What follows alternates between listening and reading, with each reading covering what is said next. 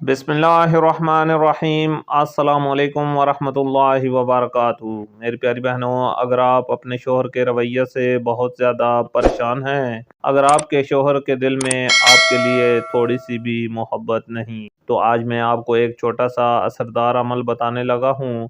इस अमल से आपके शोहर के दिल में आपकी बेपनाह मोहब्बत जाग जाएगी। मेरी प्यारी बहनों, ये अमल बहुत ही ताकतवर और जानदार अमल है। अमल से 100% रिजल्ट हासिल करने के लिए अमल का तरीक़ाकार खुदारा अच्छे से समझें, ताकि अमल करते वक्त आपसे किसी भी किस्म की कोई गलती ना हो और आपको अमल का पूरा पूरा फ़ायदा हासिल हो। मेरी प्यारी बहनों, आपने इस अमल को करने के लिए आपने सबसे पहले अच्छी तरह वज़ू कर लेना है। वज़ू करने के बाद आपने किसी भी पाक जगह पर जाए नमाज को बिछाकर किबला रुख होकर बैठ जाना है। बैठने के बाद आपने सबसे पहले अपने शोहर को ज़हन नशीन कर लेना है, यानी अपने शोहर को अपने तसव्वुर में रख लेना है और इसके बाद आपने वजीफ़ा शुरू कर लेना है। वजीफ़ा शुरू करने के लिए आपने पूरे यकीन के साथ 7 मरतबा बिस्मिल्लाहिर्रहमानिर्रहीम को पढ़ना है और इसके बाद आपने मेरी बहनों हर दफ़ा बिस्मिल्लाह के साथ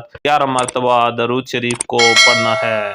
मेरी प्यारी बहनों, वजीफ़ा करते वक्त आपने अपने शोहर को अपने तसव्वुर में रखना है, इससे बिल्कुल भी गाफिल नहीं होना।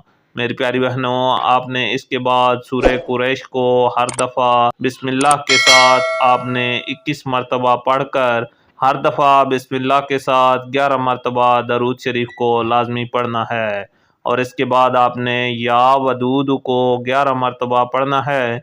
ये सब कुछ पढ़ने के बाद आपने तसव्वुर में ही अपने शोहर को फूंक मार देनी है। इंशाअल्लाह इस अमल से आपके शोहर के दिल में आपकी मोहब्बत जाग जाएगी। इसी के साथ आपसे इजाज़त चाहता हूँ। अपनी दुआओं में याद रखिएगा। अल्लाह हाफ़िज़।